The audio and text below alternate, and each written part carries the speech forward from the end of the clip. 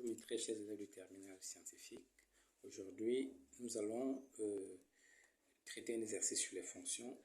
Nous allons calculer la limite d'une fonction comportant ln et expo et ensuite la dérivée de cette même fonction.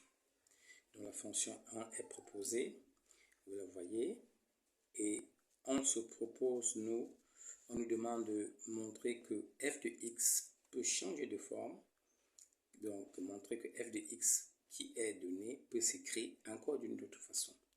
Généralement, cette question-là, elle est posée pour aider les élèves à lever les déterminations sur un calcul de limite. Donc, là, l'exercice est guidé, donc on le traite tel qu'on l'a donné. Et justement, après cette transformation, on vous demande de calculer la limite de la fonction f à plus l'infini et à moins l'infini. Et toujours pour aider les élèves, on vous demande de montrer que la dérivée de f est donnée par l'expression f' de x égale expo de x moins 1 sur 1 plus x expo de x. C'est évidemment comme ça qu'on pose la question à l'examen pour aider les élèves à retrouver le résultat. On va commencer par la deuxième question. Montrons que f' de x peut s'exprimer ainsi. C'est assez facile. F est donc une fonction dérivable dans son ensemble de définitions. F' donc de x, c'est tout simplement l'expression qu'on nous a donnée comme est prime. Ça, c'est pour montrer que ça, on dérive la première fonction et on dérive la seconde fonction. Ici, nous avons pris la première forme de la fonction donnée dans la forme initiale. Alors, il ne nous reste plus qu'à appliquer nos connaissances sur les fonctions ln. Nous savons que lorsque u est positif, ln de u prime, c'est u prime sur u. Donc, nous avons ln de 1 plus x expo de x.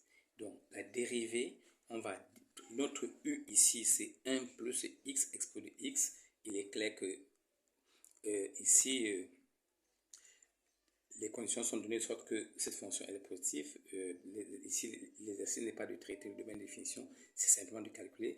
Donc ici, 1 plus x expo de x, c'est notre u. Et donc, il suffit de dériver cette fonction-là et de diviser par la même fonction. Donc, je dérive la quantité se trouvant à l'intérieur du ln et je divise par la même quantité. Et donc, voilà l'écriture. Et maintenant, on va dériver. La dérivée de x, c'est assez connu, c'est assez facile. La dérivée de x, c'est 1. Donc, lorsqu'on va donc faire cette dérivée, on a affaire à la dérivée d'une somme de fonctions. Et là encore, la dérivée de 1, c'est 0. Mais la dérivée de x expo de x fait appel à une autre formule, la dérivée de la fonction uv. u'(v) plus v'(u). On rappelle que u, v',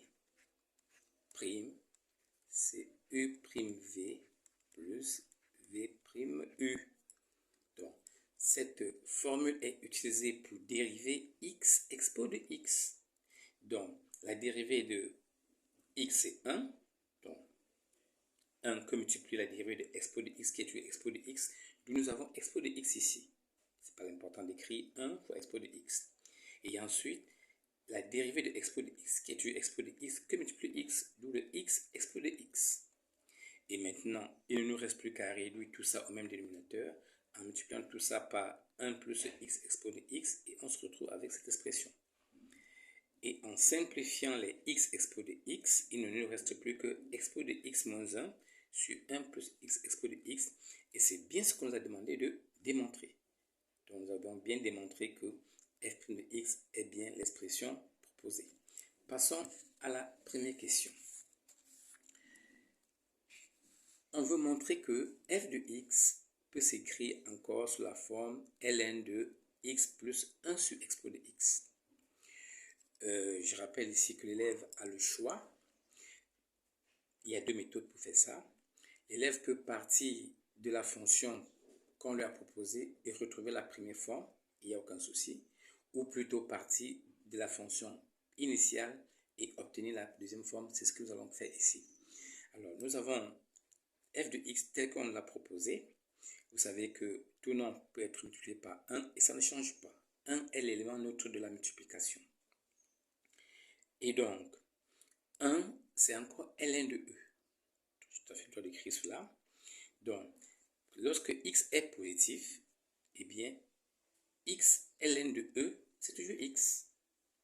Mais je vais utiliser la propriété sur ln, l'une des propriétés algébriques de ln, me dit que n ln de a, lorsque le a est positif, c'est tout simplement ln de a à la puissance n. Ce qu'on va faire ici, donc nous voyons bien que notre e est un nombre positif, donc nous pouvons écrire que ln de 1 plus x exposé de x moins x ln de e. Moins x ln de e. Et à ce moment, on peut donc envoyer le x à la puissance de e, donc ln de exposé de x, et ça, on le sait bien, ln de exposé de x, c'est toujours x.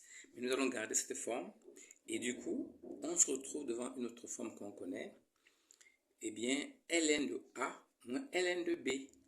Lorsque a et b sont positifs, ln de a moins ln de b, eh bien, c'est écrit encore ln de a sur b. Donc, toute cette expression, nous pouvons encore écrire ln de a sur b, comme c'est ainsi écrit. Et maintenant, en découpant, en divisant chaque terme par exposé de x, on se retrouve avec ln de 1 sur exposé de x plus x exposé de x sur x. Et en simplifiant par exposé de x, on obtient bien x plus 1 sur exposé de x. Et c'est bien ce que nous voulions démontrer. Donc, on a ainsi démontré que f peut changer de forme. Alors, cette nouvelle forme nous permet de calculer la limite.